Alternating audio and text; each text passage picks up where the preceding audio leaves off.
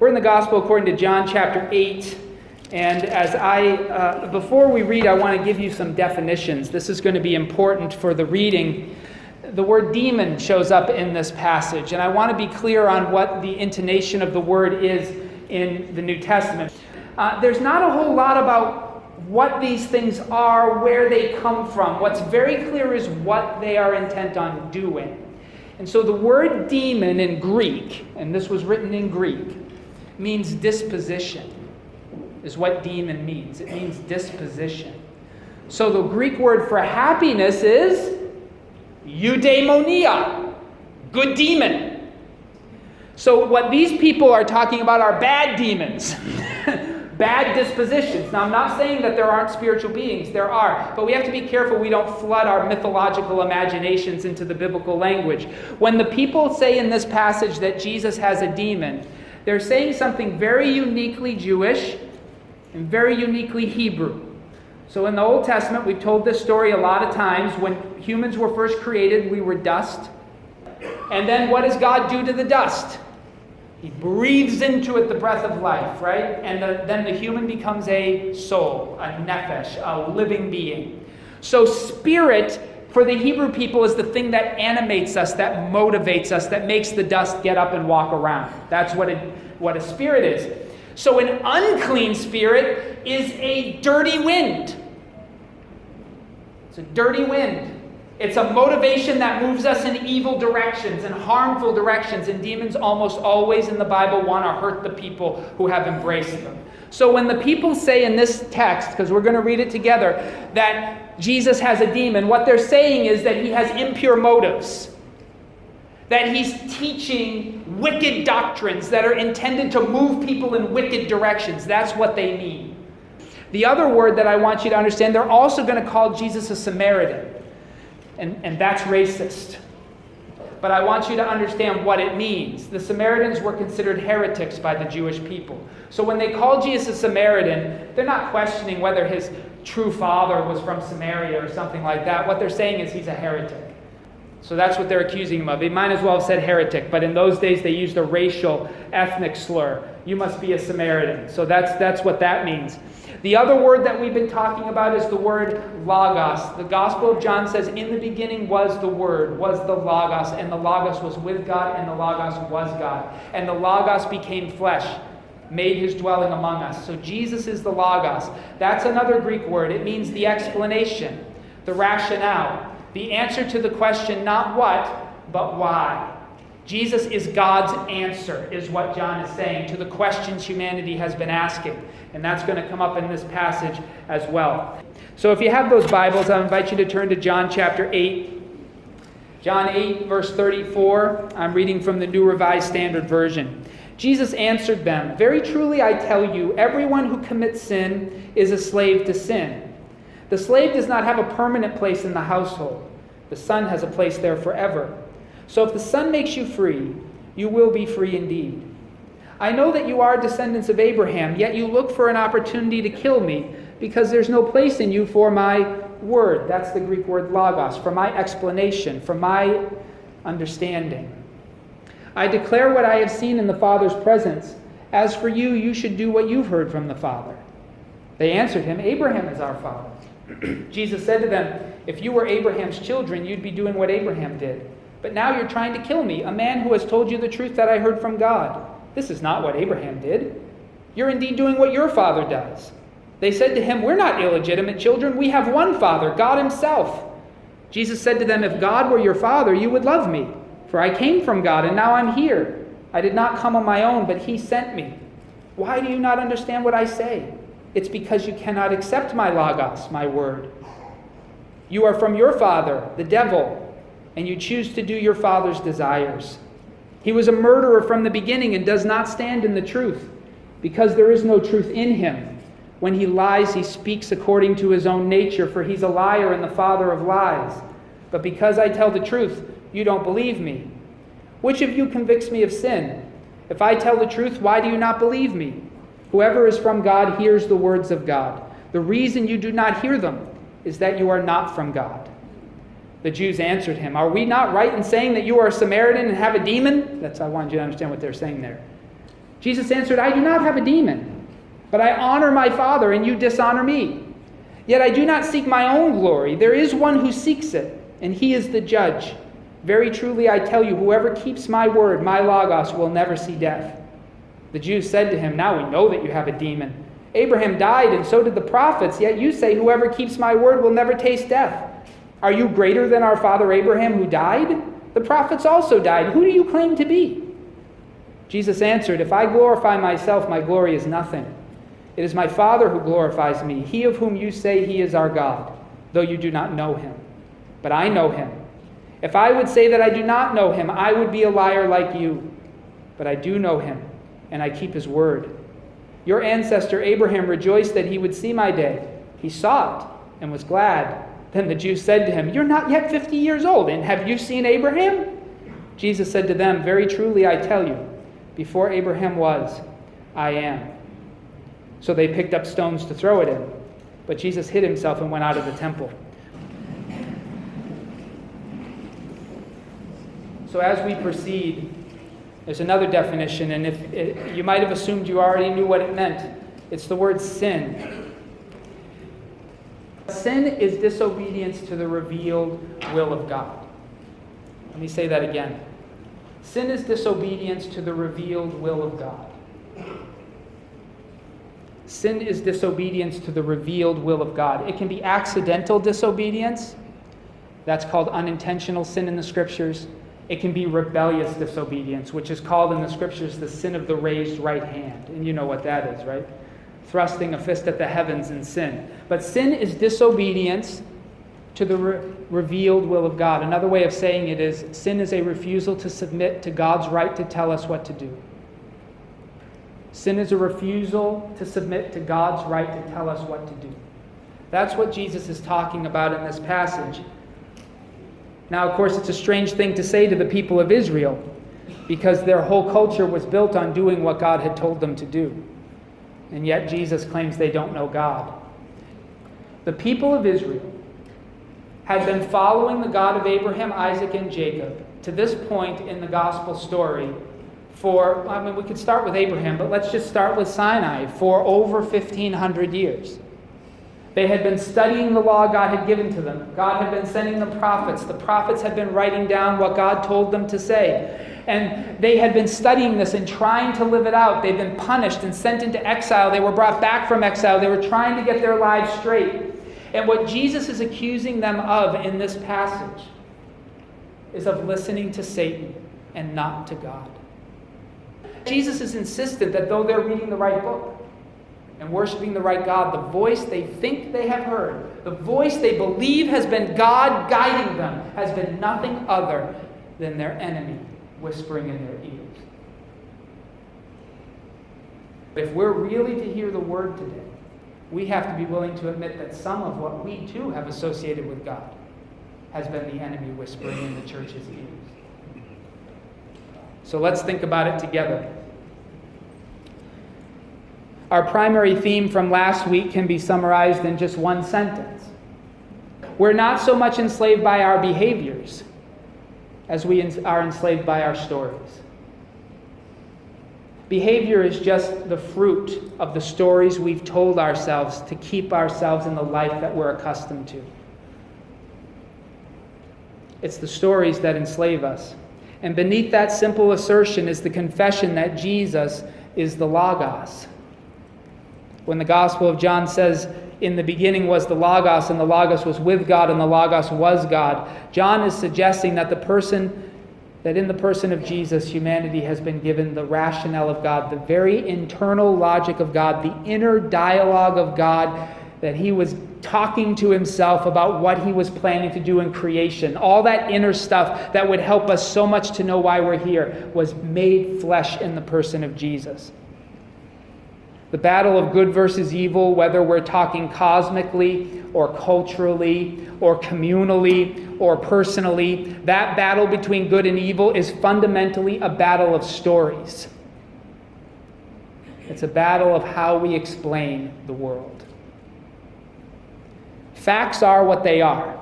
Stones are stones, and dirt is dirt, and grass is grass, and bones are bones. I mean, facts are what they are, right? But what do those facts mean? That's the battleground of good and evil. Our behaviors are outcomes of our answers to those questions. This is fundamentally the battle in which Jesus is engaged. He's not disputing the facts of history. He's not disputing the facts of the Hebrew Bible. Jesus is in the midst of disputing the meaning of those facts. His contention in this section of John is not that his contemporaries have been reading the wrong book or that they've been worshiping the wrong God. That's not what he's talking about. Jesus is insisting that his contemporaries have misunderstood the scriptures they've been reading and misunderstood the God they thought they were worshiping.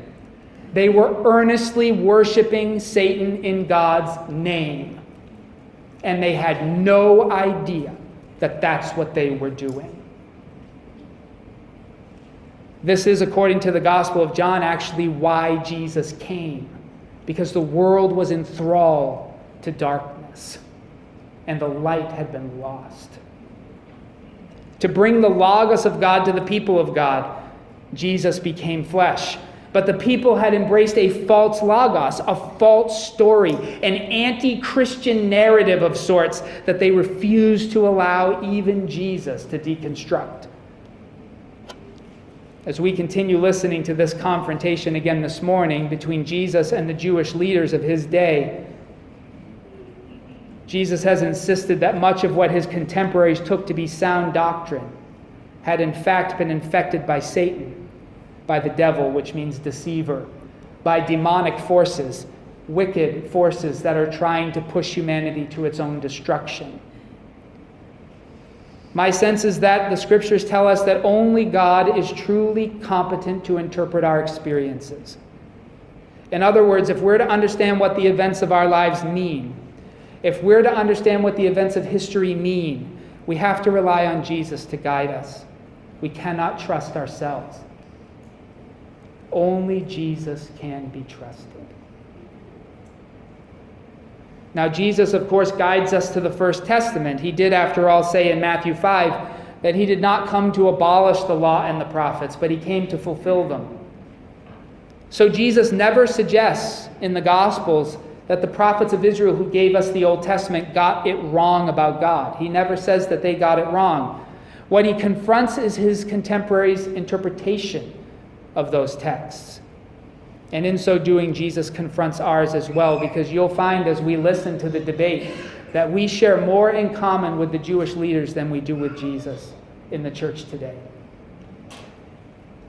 The scriptures will help us to understand the world and our place in it, but only under the tutelage of Jesus. All other interpretations will lead us astray. As we continue to sit at Jesus' feet in his debate with the Jewish authorities during the fall festival of Sukkot, we're going to consider today Jesus' explanation of sin, his explanation of sonship, and then Jesus' explanation of salvation. Let's begin by considering Jesus' explanation of sin. Look back at John chapter 8 now in verse 34. Jesus answered them, "Very truly I tell you, everyone who commits sin is a slave to sin." The slave does not have a permanent place in the household. The son has a place there forever. So if the son makes you free, you will be free indeed. I know that you're descendants of Abraham, yet you look for an opportunity to kill me, because there is no place in you for my word, for my logos, my explanation. I declare what I've seen in the Father's presence. As for you, you should do what you've heard from the Father. For Jesus, the death that comes from sin, it happens differently than we might expect. It doesn't act like poison. It acts like something else. Jesus reveals to us something in this passage that we would never have known about sin if he hadn't said it, because no one believes it even today. Jesus says anyone who sins becomes a slave to sin. Eventually. He means that eventually you become a slave to sin. That you sin, and if you keep doing it, you'll be... That's what he means, right? Well, that's the narrative you're telling yourself, but it's not the narrative he tells.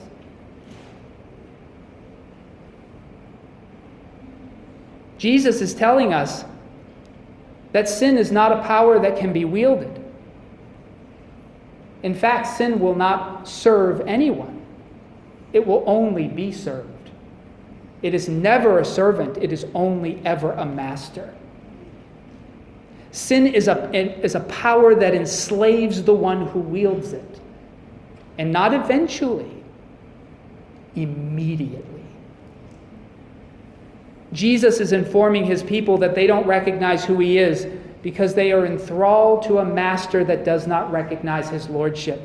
That the people of God, the people of Israel, reading the law and the prophets, had fallen under the thrall of the enemy of their souls, and they didn't know it. That's why they didn't know who he was. Their slavery to sin prevented them from recognizing God himself.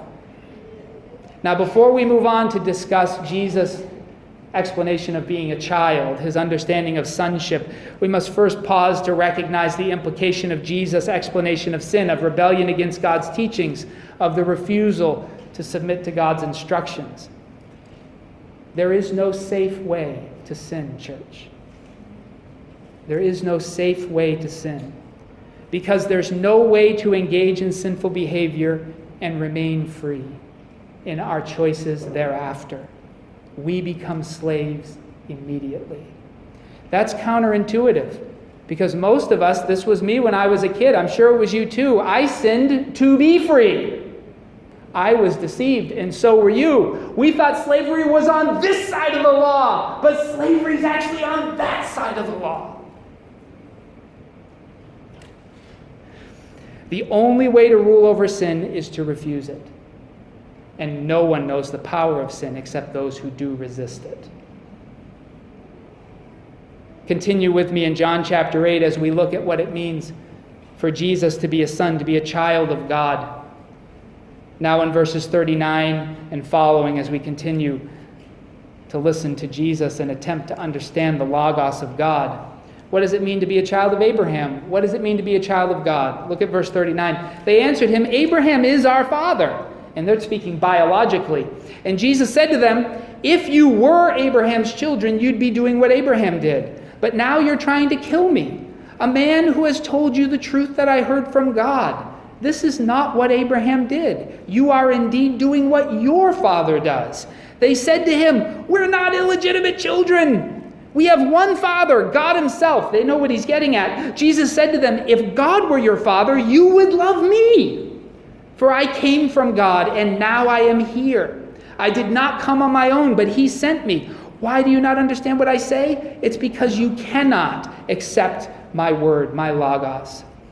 You are from your father the devil, and you choose to do your father's desires. He was a murderer from the beginning and does not stand in the truth because there is no truth in him. When he lies, he speaks according to his own nature, for he is a liar and the father of lies. But because I tell the truth, you do not believe me.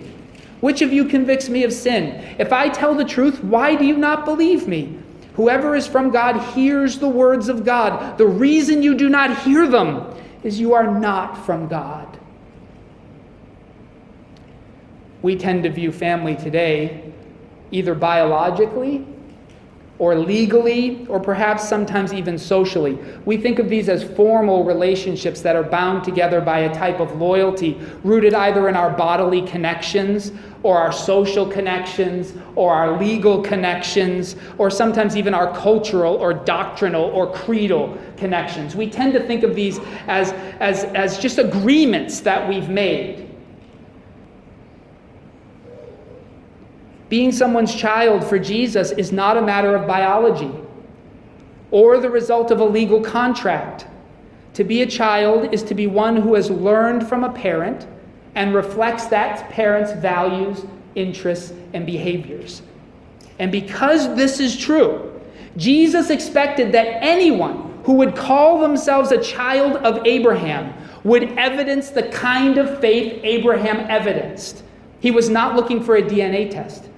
He was looking for behavior. But instead, the behaviors that Jesus found in his contemporaries were more consistent with the values of the serpent in the Garden of Eden than they were of Abraham or of the God who had called him. To bring this closer to home, Jesus is suggesting that those who claim to be children of Abraham should look like Abraham. And consequently, those who claim to be children of God should look like God. In the church today, we too, like the Jewish leaders of Jesus, they often think of our relationship with God as biological. Of course God's our Father. He created us. That's a biological argument, right?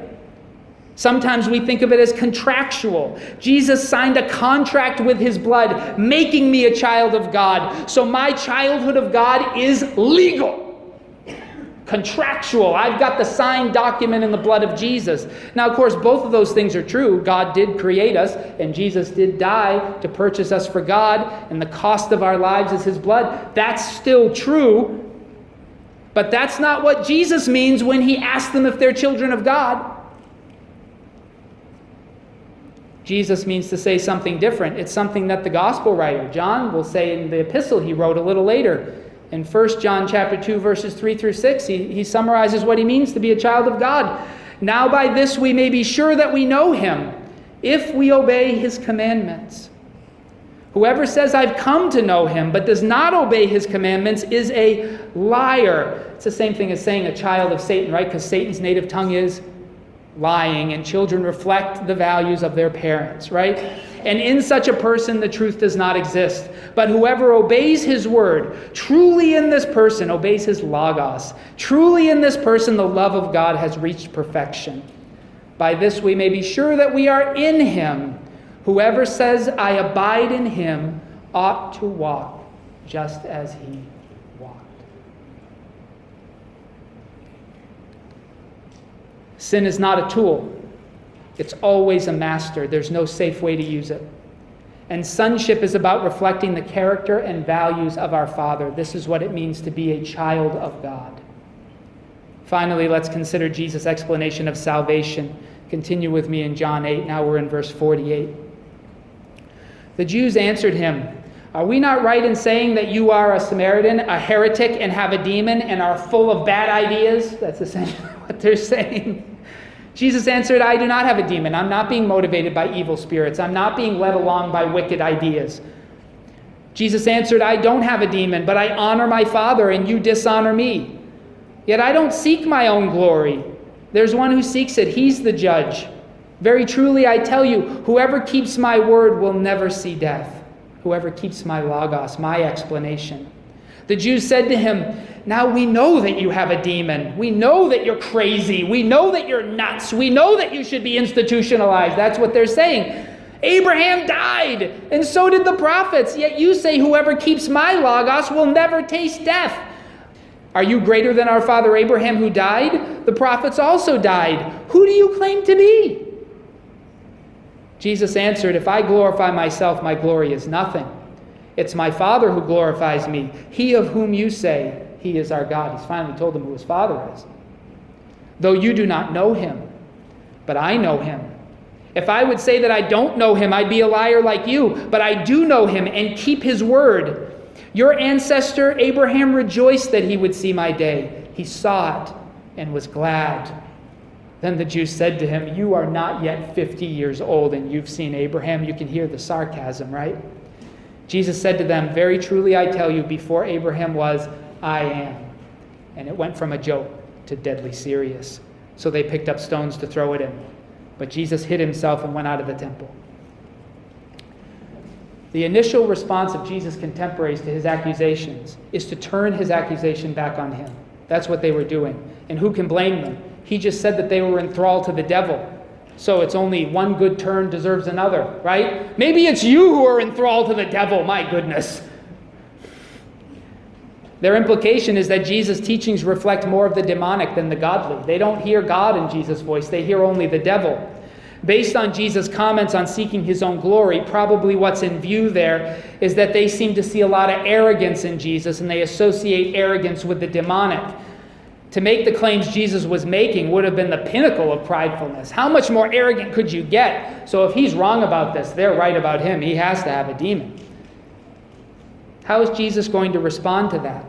He explains to them. He's very rational about his approach. He invites them to evaluate his behavior and judge the kind of person he is by the things that he's doing. So that's what he says to them. Jesus was not seeking personal glory. They had already offered for him to become king early in the gospel, you remember, and he refused. So whatever Jesus is up to, he's not looking for his own glory or to accumulate power. He's not looking to raise his reputation in Israel. In fact, he seems to be going out of his way to ruin his reputation in Israel. So he says, clearly I'm not seeking my own glory. That's his assumption. Even more, Jesus is not breaking any of the laws of Moses. That's what he was getting at in verse 46 when he says, can you accuse me of sin? He's saying, point out how I'm disobeying God's law. Show me that I'm a sinner. And then we'll talk about whether or not I have a demon. And of course, he wasn't doing any of those things. They could find no sufficient charge against him under the law. And perhaps most importantly, even though Jesus has claimed the right to judge and to condemn, he said he had the right to do that, he's refusing to kill anybody at this point. He's forgiving. So he's saying, so where's the demon in my behavior? Show me. Because a tree will be known by its fruit. And yet those accusing Jesus of having a demon were guilty of all the things the demonic forces do. These were all people in positions of power. They were all seeking their own glory. And they were looking to murder Jesus out of envy. These are demonic activities. They had justified them. You know what they called them? Righteous indignation. Satan's greatest lie to the church. But Jesus suggests, compare me to you, and you'll see who has the demon. He's breaking their narrative, and they did not like it. Jesus is suggesting that a tree will be known by its fruit. The accusation of being demon-possessed should be borne out in the life lived by the individual in question. Demon-possessed people do demonically evil things. And Jesus is not doing that. Jesus is more or less saying, look at your behavior and then look at mine, and you tell me who's more likely to have the demon. That is not a message they wanted to hear. But Jesus goes further than that. If he stopped there, I think maybe they would have been angry but let it alone. But Jesus wanted them to know the true consequence of failing to recognize who he was. There was no undoing the false story that had enslaved them if they did not recognize Jesus' authority to retell their stories and to break their narratives and their justifications. If they didn't know who he was, there was no chance for the gospel. So Jesus reveals again that he's not simply a human being. Allowing Jesus to instruct them and to rewrite their stories will result in eternal life, he says. This is how. By him, they'll be saved from the false stories that they've embraced and the false gods under whose influence they have fallen. They must recognize Jesus' authority, and to recognize his authority, they must recognize who he is. So Jesus tells them, in as plain Greek as is possible, very truly I tell you, before Abraham was, I am. I am. He's called himself that before. It's confused them throughout this entire passage. But only now do they understand what he was implying. And their response is to pick up stones and throw them at him, because finally they realize who he's exactly claiming to be. At first it seemed as though Jesus was claiming to be a very special kind of prophet, maybe even the messianic son of David with a very special relationship with God. But this statement changed that conversation fundamentally. Jesus went right back to Moses, right back to the moment in which God commissioned Moses to be his messenger to Pharaoh and to set the people of Israel free from slavery in Egypt. Right back to Exodus chapter 3, verse 13. But Moses said to God, if I come to the Israelites and say to them, the God of your ancestors has sent me to you, and they ask me, what is his name? What should I say to them? God said to Moses, I am who I am. He said further, thus you shall say to the Israelites, I am has sent me to you.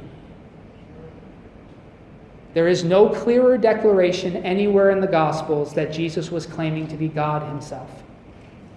Jesus claims to be the great I am. This is why Jesus is to be listened to. Not because he's a great teacher or because he has good moral values or because he laid down his life for what he thought were injustices. None of those things make him worth listening to. It's this claim and this claim alone on which the foundation of the Christian church stands. This is why Jesus must be allowed to challenge our stories. It's why he must be allowed to interpret the truest intent of the First Testament, and why Jesus had the authority to select his apostles and to commission them to teach on his behalf, resulting in the New Testament. Jesus is the great I am in the flesh. Because a tree will be known by its fruit. It can take time to discern truth from deception. It does take time to do that. People can make false fruits early on. So we have to be careful not to jump to conclusions too quickly when we're dealing with people. And it was right for them to be suspicious of Jesus. God actually does use wicked people. But we must be clear, church. Just because God uses wicked people does not mean that wicked people are children of God. Children of God, like children of Abraham, according to Jesus, will be known by their fruit. Salvation for Jesus is freedom from deception. It's freedom from guilt too, but that's not all. It's freedom from deception. Freedom from the false stories we've told ourselves. And what results is freedom from our enslavement to sin. That's salvation. Only Jesus can bring that salvation. And salvation begins when we recognize Jesus' rightful authority to challenge our lies and to rewrite the stories we've told ourselves that support our behaviors. Why does Jesus have this right?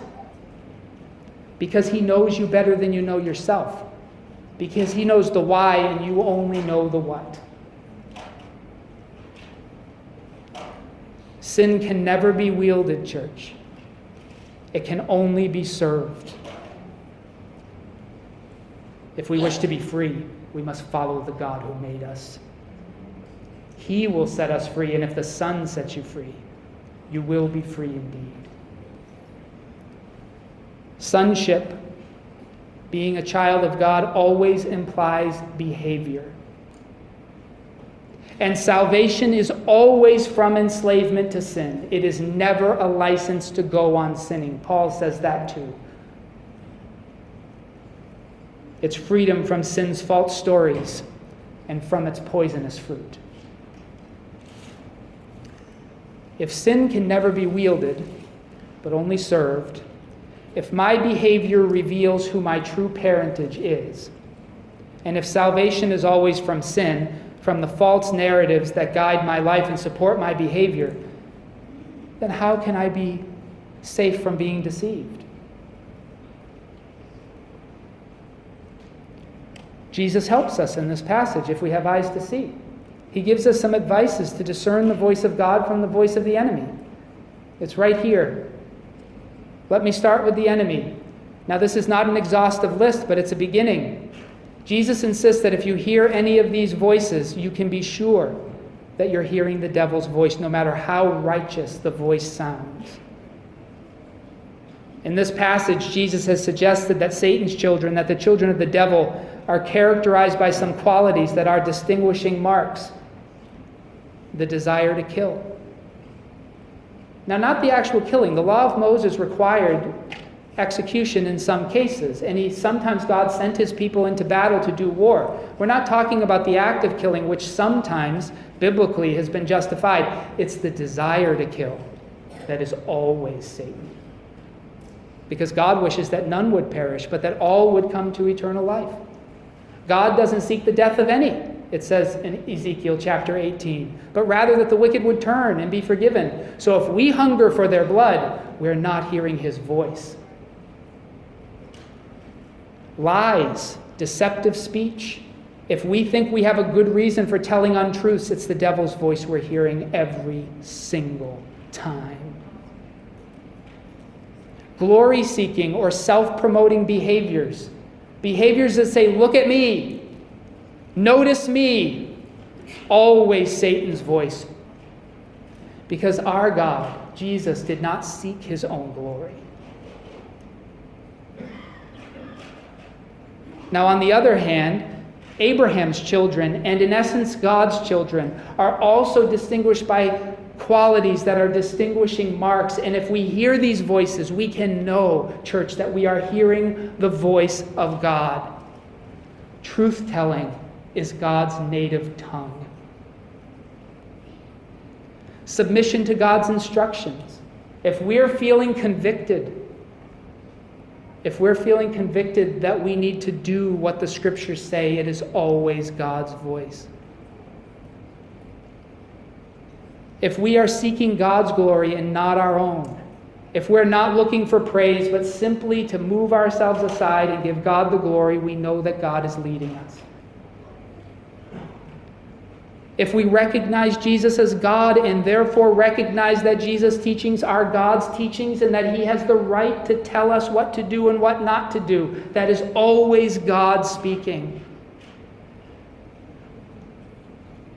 Jesus does not instruct us to know God by our emotional experiences.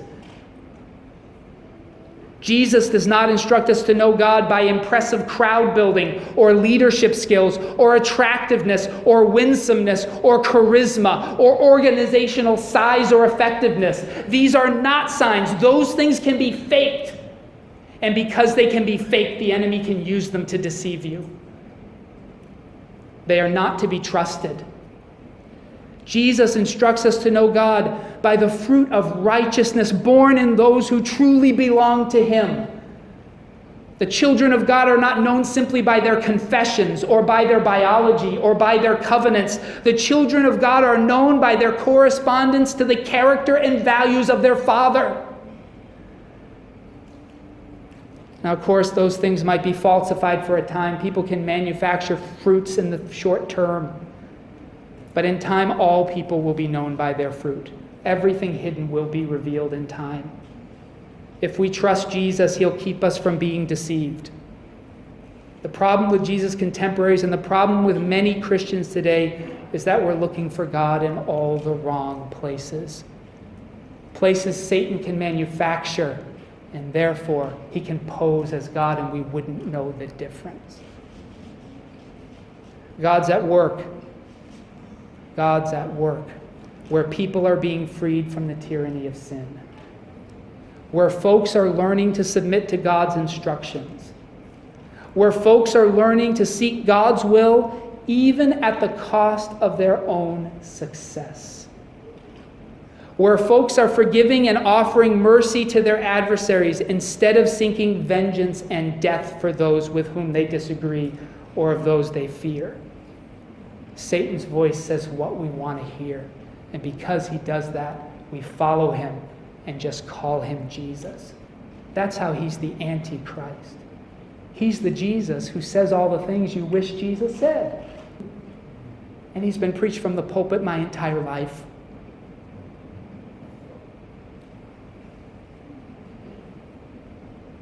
This is the revelation of Jesus. That we have swallowed a lie. And we've taught it to our children and to our grandchildren. But how will we know it's been a lie? How will we know it's Satan? We'll look at the fruit it produces. Look at the world, and you will know whose we are.